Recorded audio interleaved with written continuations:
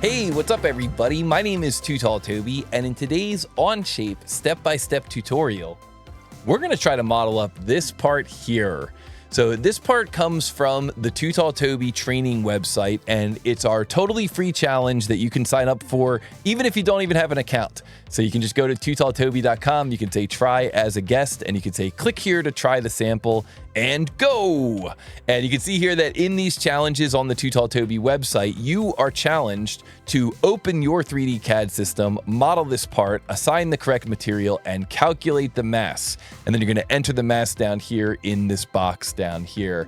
And if you get the mass correct, then you will earn points and be able to move on to the next challenges. And if you get the mass incorrect, like if I type in 30 grams here, you'll be told that this is incorrect and the clock is still running. And so today what we're going to talk about is how to use Onshape and how to use the totally free version of Onshape so that if you are just getting started with your 3D CAD journey, you can get started for free. Onshape.com/free is the website. And we're going to show you how to model up this part, and then we're going to show you how to export this part to an STL so that you can 3D print this part. So let's get into it here. I'm going to reset the challenge. I'm going to jump into TooTallToby.com. I'm going to click here to begin the sample. And of course, guys, let me know down in the comments what you think about this tutorial. Let me know if you have any questions, and good luck. Good luck on this challenge. So I'm going to say click here to try the sample and go.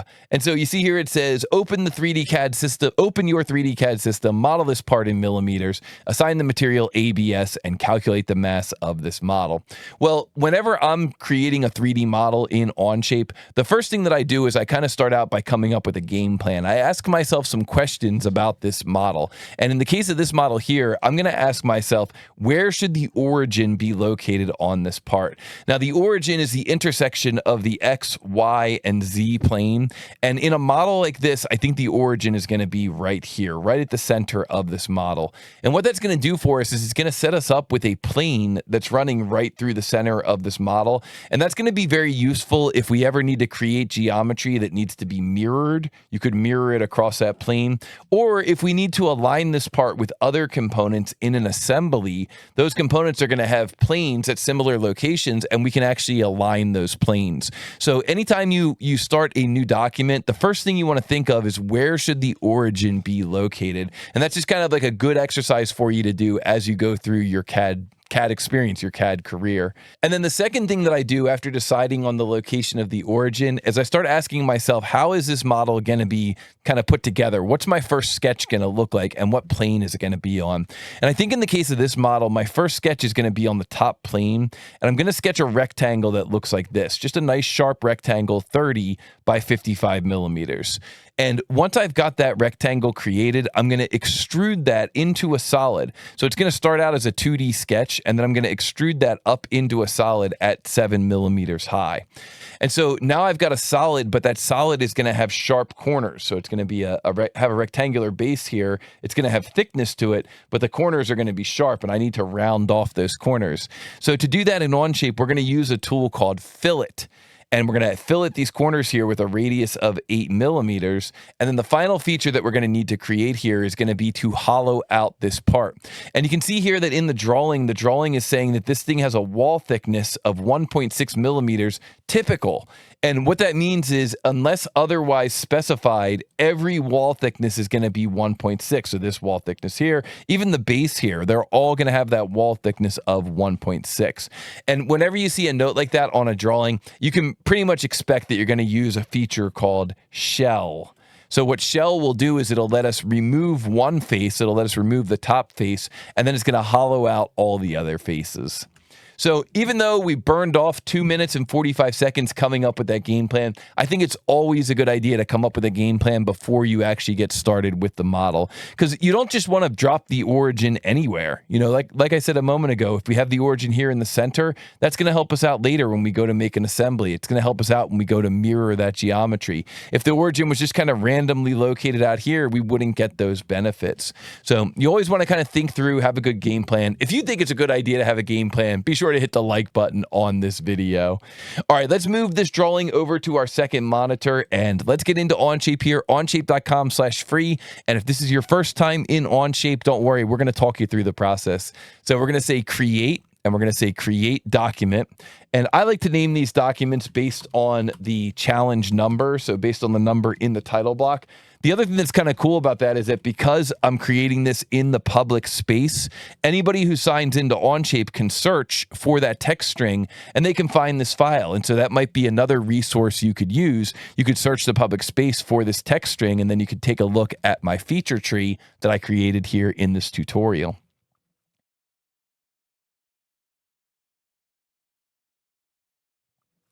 So I'm going to say create public document. And then I'm going to stick with my game plan. You can see here in Onshape, the feature tree over here starts out with the origin, the top plane, the front plane, and the right plane. Now, one thing to note about Onshape, especially if this is your first time in the software, is that when you click on things in Onshape, they remain selected. You know, a lot of programs you have to hold control for everything to remain selected. But in Onshape, whenever you click on multiple things, they just all remain selected. So now there's 4 things selected. It's kind of cool how the mouse shows you. If you look at the mouse, you can see here that the mouse has the number 4 next to it. So that means there are 4 things selected. But the obvious question is, how do I get them unselected? And the answer is not escape. You'll notice here I'm pressing escape on my keyboard, but I still have that number 4 shown. And so what I need to do instead is press the space bar. When you press the space bar in Onshape, that's how you clear your selections. So 1 thing is selected, 2 things are selected, and I press the space bar, and now nothing is selected once again. So there is one point that I apologize. I forgot to mention this point earlier, but I think what I'm going to do is I'm just going to take this part out of the video and just put it earlier. But when it comes to your unit system, if you go here to this, it's like a little hamburger menu. If you go here to this hamburger menu and then you go down to workspace units, that's how you can change between millimeters and inches, and that's how you can change between grams and pounds. This challenge that we're doing today is in millimeters and grams, so you want to make sure that your workspace units are set to millimeters and grams. So what we're going to do here is we're going to begin a new sketch, and we're going to begin that sketch on the top plane. And the way that we create a sketch in Onshape is you pick the top plane, and then you can come up here to this toolbar, and you can choose the button for sketch. And now you are in sketch mode and you are sketching on the top plane. Now, to change your views in Onshape, you can hold Shift and you can press the number 1, press the number 2, 3, 4, 5, and 6. And that takes you through all your different standard views. And Shift 5 is going to take you to your top view. So for your top view here, you can press Shift 5. That drops you into the top view. You're looking down on this thing from the top. And now we are ready to create a rectangle. So if you look up here on the toolbars, you'll see here that we are in Sketch 1. And this toolbar here has the rectangle command, but there's also a flyout menu. And if you fly out that menu, you can choose center point rectangle. And that's going to be good because that's going to let us drop this rectangle right on the origin. So we're going to say center point rectangle. We're going to take our mouse out here on the screen. We're going to single click on the origin. We're going to move our mouse out here. We're going to single click again. And then as soon as you single click that second time, you can just let go of your mouse and right away you can start typing in these dimensions. So if we look at the drawing is showing us that the dimensions are 55 and 30. So out on the screen, we're going to type in 55, enter, 30, enter. And there we go. It's just that easy in Onshape. That rectangle is fully defined, fully constrained. It's all black. That's what we want from this model. And so now what we're going to do is we're going to go to the extrude command. So if you take your mouse up here, back up onto the toolbar, you can see you're in the sketch. You're currently in the sketch, but you can jump right into the extrude command. So we're in Sketch 1. We come up here. We click on this extrude command. And after we click that extrude command, we're now going to turn this into a 3D model. We're going to apply thickness to this model. Now, when it comes to rotating your views, I mentioned earlier that you can hold Shift and you can press the numbers 1, 2, 3, 4, 5, and 6. You can also hold shift and press the number 7, and that takes you to an isometric view.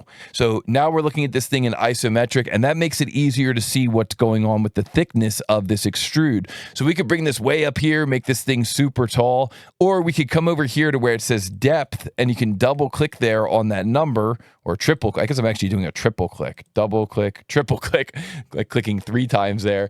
And then you can type in the correct depth, which is 7 millimeters. So you can type in 7, enter, and then if you press enter one more time, that finishes that command, and now you've got a solid extrusion, and that is what you want from this model. So again, we could press shift 7, and when you press shift 7, whoops, let me click in the background, shift 7, let's see here, shift 1, shift 2, shift 3, shift 4, shift 5, shift 6, shift 7. You can see what that looks like. Now, you can see we're kind of zoomed out right now. If you press the letter P on your keyboard, that will hide your planes. And then if you press shift 7, it'll zoom in a little bit more. So P will show your planes. Shift 7, now you see it's like kind of like a zoom to fit, and then P again to hide your planes, shift 7, and now you get into kind of more of a zoomed in view. So these shortcuts, they'll start to become a little bit more natural over time. You'll start to remember some of these more commonly used shortcuts, but certainly shift 7 for isometric, very common shortcut. Now, as far as rotating your view goes, you'll see here that you can rotate the view like so. Well, if you go into your flyout menu up here next to your name, so you can see I'm using this account here, it says Todd instead of Toby. But if you go into my account, and then after you go into my account, if you go down here to preferences, so my account, and then you go down here to preferences, you can see that you can scroll down for preferences. And you can see here that the settings here for your mouse might be in a different group of settings. So in this case, you can see here that the settings could be set up for Onshape default. You can set it up for SolidWorks. You can set it up for NX10, Creo, or AutoCAD. So depending what CAD system you're coming from, it might make more sense for you to set your rotate commands and your constrained rotate and your pan and your zoom commands to be, one type of command or another. In this case, the Onshape default controls, if I say save mouse controls, the Onshape default controls, and you'll notice there's a link up here that says return to document. The Onshape default controls are going to be that you're going to right click and that's going to let you rotate. Right click and that's going to let you rotate. And there were some other controls in there as well. If we go in here to my account and we go down to preferences and then you scroll down here, you can see that there's some other controls in there as well. But in my case, I come from a SolidWorks background, so I usually have mine set up for the SolidWorks settings, and that just makes it really easy for me to bounce back and forth between the two programs. All right, so continuing on here with this model, now that we've had a little bit of time to experiment with kind of zooming with the mouse and rotating with the mouse, now we can move on and start adding in those fillets. So for the fillets here, I'm going to press Shift 7 to get to an isometric view. Maybe I'll zoom in a little bit using my mouse control to zoom in here a little bit. And then what I'm going to do is click the fillet command. So for the fillet command, this is a fillet feature. It's up here at the top of the toolbar. We're going to say that we want that fillet radius to be 8 millimeters. So you can kind of triple click here, and we're going to make that 8 millimeters. And then for the edges to fillet, we're going to pick this edge, this edge, this edge, and then we'll rotate the model a bit and we'll pick this edge back here as well. Okay, if you pick something incorrectly, like if you pick a face by accident, you can just click on that face again to unselect it. So if you pick this face here, you can just click on that face again to unselect it. And now we see what that fillet's going to look like, and I think that's looking pretty darn good. So we can hit the green check mark, and then you can press Shift 7. That takes you into an isometric view again. And again, if your planes are not shown, it might make it a little bit easier. So P to hide the planes, and then Shift 7, and there we go. Now we're zoomed in there a little bit more. And so now for our final feature, we're going to use what's called the shell command. So you can see here is the shell command. And if I click on the shell command, I can come over here to the shell thickness and I can type in 1.6, enter as the shell thickness, and then I can come out here and I can click on this face and I can say I want to remove this face here. And once I remove that face, I can hit the green check mark, And wow, this part is looking good. This part's looking really good. And so if we go down here to the corner, there's an option where we can measure the mass of the part. But the problem is we haven't assigned a material yet. So if we click on that option down there to assign the mass of the part, and then we click on the part, we can see we're not coming up with a mass here because we haven't assigned a material or a material density yet. So if we look at the instructions on the drawing, it says, model this part in your CAD system, make sure you're using millimeters, and then assign a material density for ABS. So we're going to go back over here to the name of the part down here. This is what's called the parts list, kind of down here. So here's your extrude, your fillet, and your shell, modeling up and adding those features to the tree. And then down here, you can see that we've got this part 1. So we're going to right click on that part 1, and we're going to say assign material. And once we go to assign material, we can access the library of Onshape materials. And from that library, if we scroll down, look at that, there's our ABS. So we can assign that ABS, that default ABS from our Onshape material library. We hit the green check mark, and then we can come down here and we can say display mass properties. And then if you don't see a mass here, just click on this part. And there we go. We're coming up with a mass of 4.059 pounds or grams, or 4.1 grams. And so let's go back into the app here and let's see if that answer works. So we come over here to the mass and we say 4.1 and enter. And oh yeah, we did it. It says, congratulations, this answer is correct. And if you enjoy these types of challenges, this is where you could sign up for a free TooTallToby account.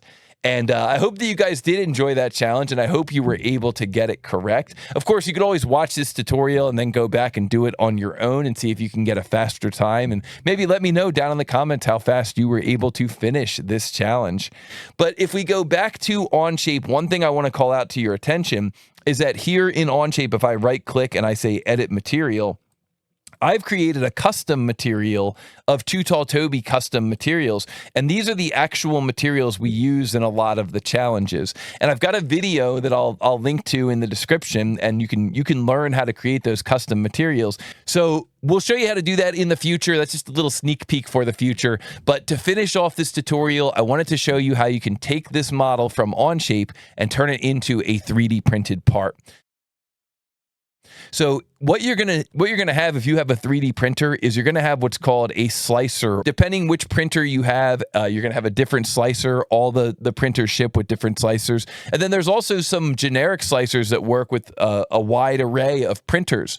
And the deeper you get into 3D printing, the more exposed you'll get to this idea of different slicers and how you can control different settings for the print with the different slicers. But for this, if this is your very first 3D print, maybe you just want to use the software that's shipped with the printer, and that makes it pretty easy. You can kind of go through and use the generic settings. So in this case, I'm just going to use the generic quality setting. I'm going to use the PLA setting for material, and I'm going to make sure I choose the correct printer here from the library of printers.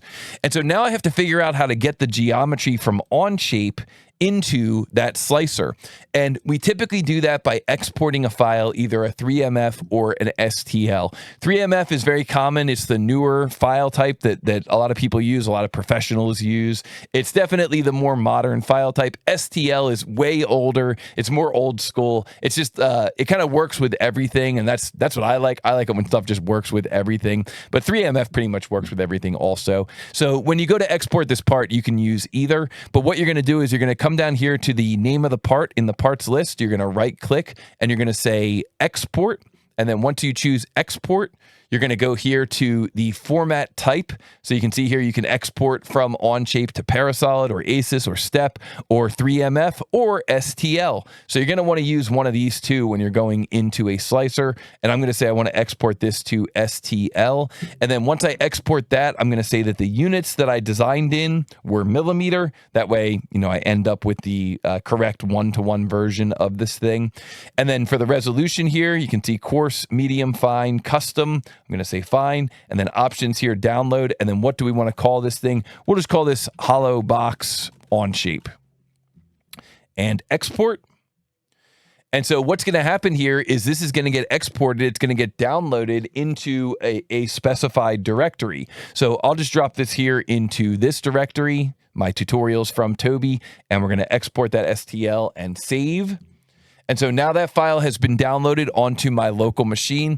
And now here, if I go into my slicer, I'm going to grab that file, that hollow box STL, and just drag and drop it there right onto the slicer. And you're going to have some different options here for rotation. So if it happens to come in at the wrong angle, you could maybe grab one of these handles here and rotate it to a better angle. So you can see here that now the model is oriented a little bit differently. But in this case, I'm going to need to put in a bunch of supports here in order to support this wall, this top wall here. So it doesn't really make sense to do that. As you get more and more advanced, you'll learn more about printer orientation and how that can make it can make the models stronger in certain directions depending on how they're going to be stressed. But in the case of this model, I just wanted to show you that a lot of slicers have a tool like this tool here where you can just click on a face, and then whatever face you click on, that face becomes the face that's pointed down. So that's really handy to know about if you have one of those tools. And so here you can see that I was able to get this part oriented so it's just printing flat. And that's good because that means I'm not going to need any supports. And so once you get that model looking good on your bed, you can click this button here that says Slice Now. And when you click that button, that will tell you about how long it's going to take you to print. Sometimes you have to go into an additional menu to get that preview. But usually at this point, once you slice it, you can click this button here that says Export G-Code. And then that's going to let you create a standalone file that you'll put onto an SD card. And then you can take that back to your printer. And then you use that file to actually perform the 3D print. So I wanted to kind of take you through that whole process because the goal of this tutorial was that by the end of the tutorial, you'd be able to launch Onshape for free. You could learn how to create some basic shapes like rectangles and extrusions, fillets, and shells so that you could get some exposure to the TooTallToby app so that you can continue your CAD education by modeling real-world parts. And you could learn how to take that file from Onshape and turn it into a 3D print. So you can export that STL, load it into your slicer, and turn it into a 3D print. So what did you think about this tutorial? Let me know down in the comments. Did we give you everything you were hoping for? Was there anything missing or anything that went too fast? Be sure to hit the like button on this video as well. And if you ever get stuck, you could always hit us up in the TooTallToby Discord. I'll include a link down below. There's always people in there happy to answer any questions you have about the practice models challenges. So I just want to say welcome to the wonderful world of 3D CAD and 3D printing. Welcome to the TooTallToby community, and good luck on your CAD journey.